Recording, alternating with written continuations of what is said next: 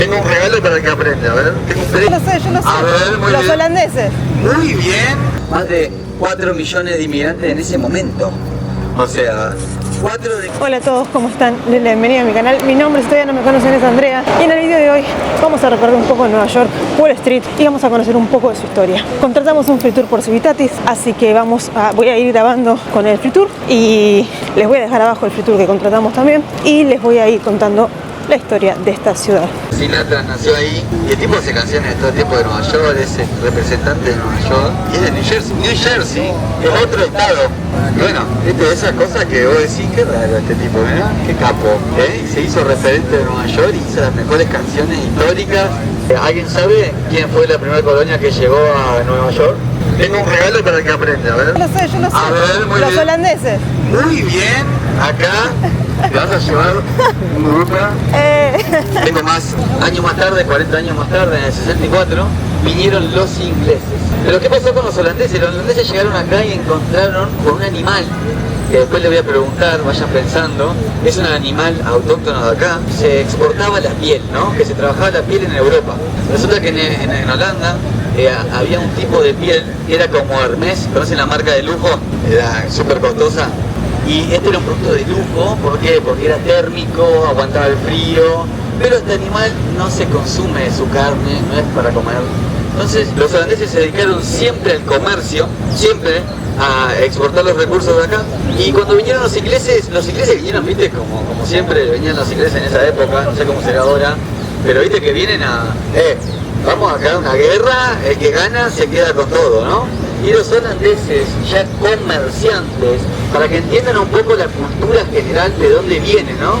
Ya comerciantes los holandeses, y este país ya empezó a ser comerciantes, dijeron, no, para ¿qué guerra?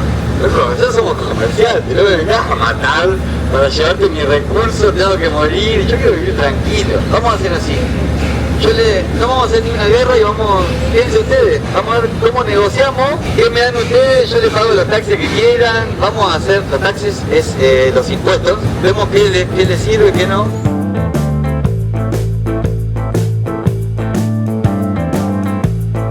Ahondando un poco en lo que el guía nos explicaba, Nueva York no siempre fue Nueva York. En 1624 los holandeses fundaron Nueva Ámsterdam, una colonia pensada casi exclusivamente para hacer negocios. No venían a fundar una nación, venían a comerciar, pieles, rutas marítimas y control estratégico del río Hudson. Manhattan fue comprada a los nativos Lenape por mercancías, en un acuerdo tan desigual como simbólico del inicio de la historia colonial. Pero el verdadero giro llegó en 1664. Inglaterra quería el puerto y lo quiso ya. Una flota británica apareció frente a la ciudad. Los holandeses, liderados por Peter Stuyvesant, no tenían apoyo militar ni ganas de morir por una colonia comercial. La población se negó a pelear. El resultado fue que la ciudad fue entregada sin disparar un solo tiro. Los ingleses la rebautizaron New York en honor al duque de York. Desde ese momento, este lugar dejó de ser solo un puerto y empezó a convertirse en una potencia. Para entender el toro hay que viajar a 1987. Estados Unidos venía de años de euforia financiera, hasta que llegó el lunes negro, una de las mayores caídas bursátiles del siglo XX. Miedo, incertidumbre, despidos. Wall Street estaba golpeada, pero no derrotada. En ese contexto aparece Arturo Di Modica, un escultor italiano que había emigrado a Nueva York persiguiendo el sueño americano. Sin encargos, sin permisos y con sus propios ahorros, decidió hacer un gesto artístico de desafío y esperanza. Creó el Charging Bull, un toro de bronce macizo de más de 3 toneladas, unos 4,9 metros de largo y 3,4 metros de alto. Símbolo del mercado alcista, fuerza, empuje y resiliencia. Una noche de diciembre de 1989, Di Modica lo dejó ilegalmente frente a la bolsa de Nueva York como regalo para la ciudad. El toro apareció al amanecer. Caos, sorpresa, fotógrafos, turistas. El alcalde ordenó retirarlo, pero la gente lo defendió, tanto que terminaron reinstalándolo a pocos metros, en Bowling Green. El toro dejó de ser ilegal para convertirse en ícono. No representa codicia, representa resistencia después del golpe y por eso está donde está. Con el tiempo, el Charging Bull dejó de ser solo una obra obra de arte para transformarse en un ritual. En la cultura popular, especialmente en contextos financieros, el toro siempre estuvo asociado a la habilidad, la potencia y la buena fortuna. Tocar ciertas partes del toro pasó a interpretarse como un gesto simbólico para traer suerte, prosperidad económica y éxito en los negocios. No fue algo pensado por Arturo Di Modica. De hecho, él mismo dijo varias veces que eso desvirtuaba el sentido original de la obra, que era hablar de fuerza espiritual y resistencia después del colapso financiero. Pero Nueva York hace lo que mejor sabe hacer: resignifica. Millones de personas repitieron el gesto y el bronce en esa zona terminó completamente pulido y brillante en contraste con el resto de la escultura. Hoy es casi un termómetro turístico. Si está reluciente, sabes que la ciudad sigue recibiendo gente con esperanza de que la suerte esta vez juegue a favor.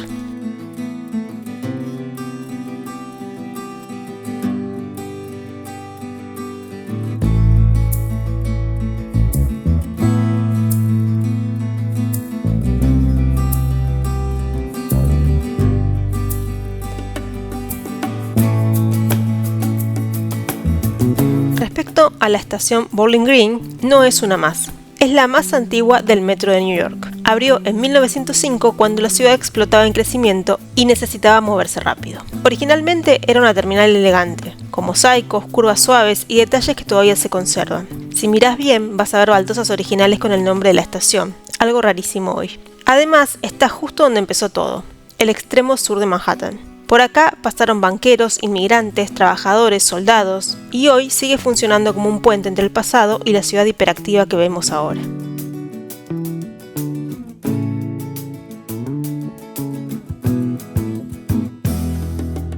Inmigrantes, más de 4 millones de inmigrantes en ese momento. O sea, 4 de cada 10 estadounidenses dice que desciende de los que entraron por acá. 4 de cada 10, o sea, acá no hay ninguno, pero podríamos ser uno de ellos. Entró por acá todo. Es un país de inmigrantes, como saben. En esta parte, nuestro guía nos está explicando lo que representa el águila calva y el monumento que se encuentra en Battery Park. El águila calva es uno de los símbolos más potentes de Estados Unidos y no fue elegido solo por su aspecto. Es un ave imponente, puede alcanzar más de 2 metros de envergadura con las alas extendidas, tiene una vista extraordinaria y puede vivir varias décadas. No huye, observa desde lo alto, por eso representa vigilancia, fuerza y libertad. Desde 1782 es el emblema nacional, apareciendo en escudos, monedas y edificios oficiales. Para los estadounidenses, el águila no simboliza agresión, sino protección del territorio y de sus valores. En Battery Park, mirando directamente al Océano Atlántico, se encuentra un monumento profundamente conmovedor, el East Coast Memorial. Este memorial honra a más de 4.600 soldados estadounidenses que murieron en el Atlántico durante la Segunda Guerra Mundial y cuyos cuerpos nunca fueron recuperados. Sus nombres están grabados en enormes pilares de granito, alineados como si fueran una guardia silenciosa frente al mar. El águila de bronce, que corona el monumento, mira hacia el agua como esperando a quienes nunca regresaron. Es un símbolo de duelo, pero también de memoria y respeto. No es un monumento pensado para impresionar, sino para detenerse. En una ciudad que corre todo el tiempo, este lugar obliga a frenar y recordar que detrás del poder y la historia siempre hubo vidas reales pagando el precio más alto. Iglesia metida entre 2 torres gigantes rascacielos de Nueva York, ¿no? La iglesia que estamos viendo es St. Paul's Chapel y es una de las grandes sobrevivientes de Nueva York. Fue construida en 1766, mucho antes de que existieran los rascacielos, el sistema financiero moderno o incluso Estados Unidos como país. Es la capilla más antigua de Manhattan, que sigue en uso continuo y su importancia no es solo religiosa, sino histórica. Acá rezó George Washington el día de su asunción como primer presidente en 1789, pero su momento más impactante llegó siglos después. El 11 de septiembre de 2001, mientras todo a su alrededor colapsaba, St. Paul's Chapel quedó completamente intacta. Ni una ventana rota, incluso el gran sicómoro que tenía en el patio siguió en pie. Durante meses, la iglesia funcionó como refugio para rescatistas, ofrecía comida, descanso y contención emocional. ¿Y por qué nadie construyó encima o la tapó con torres? Porque está protegida como monumento histórico nacional. En el corazón del distrito financiero, St. Paul's es una pausa, una muestra de que incluso en la ciudad más ambiciosa del mundo, la memoria también tiene un lugar. Ahora nos encontramos frente a Fraunces Tavern, uno de los puntos más importantes de la historia de Estados Unidos. Fue construido en 1719, cuando Nueva York todavía era una colonia británica. Con el tiempo se transformó en taberna y en lugar de encuentro político y militar. Durante la Guerra de Independencia funcionó como cuartel general de George Washington. Acá se reunían oficiales, se debatían estrategias y se tomaban decisiones clave. El 4 de diciembre de 1783, Washington se despidió de sus oficiales en este lugar. La guerra había terminado y el país estaba naciendo. Ese momento marcó el cierre del conflicto con Gran Bretaña. Poco después, Washington sería proclamado primer presidente de Estados Unidos. Hoy el edificio funciona como taberna y museo histórico. Podés comer y tomar algo exactamente donde empezó la historia. Esta es la calle, se llama Stone Street porque fue la primera calle hecha con pavimento en el siglo XIX. Y como ven, es muy bonita. Ya se aplicaron las normas de seguridad de aquel momento, porque ¿qué pasaba? Todas las casas estaban construidas con madera, ¿no? Entonces, y como están todas pegadas, un incendio por un error, se quemaban todas, una al lado de la otra. Era algo muy común en esa época. Entonces, nos encontramos con este lugar, que es uno de los pocos lugares que se puede consumir alcohol. Stone Street es una de las calles más antiguas de Nueva York y una verdadera rareza dentro de la ciudad. Fue una de las primeras calles pavimentadas en el siglo XVII, cuando esta zona todavía era colonia holandesa. Su trazado corto y empedrado se conserva casi igual desde hace más de 300 años. Hoy es uno de los pocos lugares donde está permitido consumir alcohol en la calle. Esto se debe a que es una calle peatonal cerrada al tránsito, con bares que funcionan como extensión del espacio público. Durante la semana se llena de gente que trabaja en el distrito financiero. Es un punto clásico de after office en Wall Street. Acá conviven trajes, turistas y mesas al aire libre. Stone Street mezcla historia colonial con la vida moderna de la ciudad, un lugar donde el pasado y el presente se encuentran copa en mano.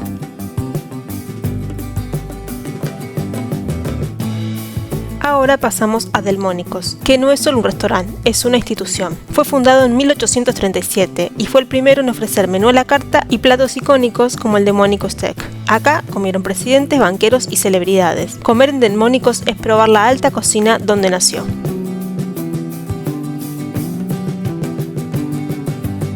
Volvamos a Wall Street. Wall Street es mucho más que una calle. Es uno de los símbolos del poder más influyentes del mundo. Su nombre viene de un muro que los colonos holandeses levantaron en el siglo XVII para defender el asentamiento original. Ese muro ya no existe, pero la idea de control y protección quedó grabada en el lugar. Con el paso del tiempo, esta zona se transformó en el corazón financiero de Estados Unidos y desde acá se toman decisiones que impactan directamente en economías de todo el planeta. En esta calle funciona la New York Stock Exchange, la bolsa de valores más grande del mundo por capitalización. Acá se vivieron momentos de euforia absoluta y también algunas de las peores crisis financieras de la historia, como el crack de 1929, que desencadenó la Gran Depresión. Wall Street es sinónimo de ambición, riesgo, especulación y oportunidades gigantes. Un dato clave: el famoso mercado bursátil no siempre funcionó dentro de un edificio. En sus orígenes, los corredores negociaban al aire libre, bajo un árbol llamado Button Wood Agreement, donde en 1792 se firmó el acuerdo que dio origen formal a la Bolsa de Nueva York. Ese espíritu caótico y competitivo todavía se percibe hoy. Wall Street no es solo números, es presión constante, decisiones en segundos y consecuencias reales. Por eso este lugar no vende promesas, vende movimiento. Y en Nueva York quedarse quieto nunca fue una opción.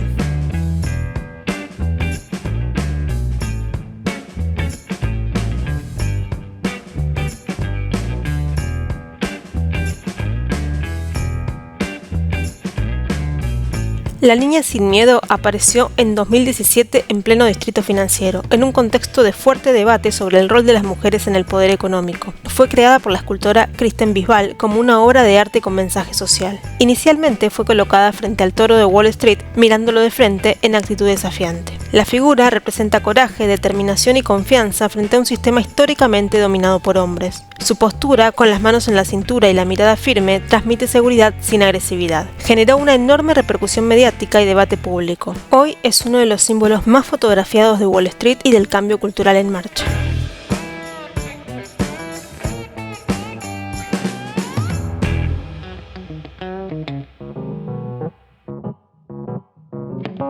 Llegamos al final del recorrido en Trinity Church, uno de los edificios más antiguos y simbólicos de Nueva York. La primera iglesia se fundó en 1697 cuando Manhattan todavía era una colonia británica y la estructura actual data de 1846, construida en estilo neogótico. Durante décadas, Trinity Church fue el edificio más alto de la ciudad, dominando el perfil urbano antes de que existieran los rascacielos. A su alrededor hoy se levantan torres de acero y vidrio, pero la iglesia sigue ocupando el mismo lugar, intacta, como si el tiempo hubiera decidido esquivarla. En su cementerio descansan figuras claves de la historia estadounidense, entre ellas Alexander Hamilton, uno de los padres fundadores y primer secretario del Tesoro del país. Trinity no compite con los edificios que la rodean, y no necesita hacerlo. En pleno corazón financiero, este espacio introduce silencio, perspectiva y contraste. Y así cierra este paseo, entre mercados, esculturas, calles históricas y decisiones que mueven al mundo. Nueva York se entiende caminándola, pero se siente cuando uno se detiene, porque esta ciudad no solo se construyó hacia arriba, también se sostiene sobre siglos de historias que siguen ahí, aunque todo alrededor no deje de avanzar.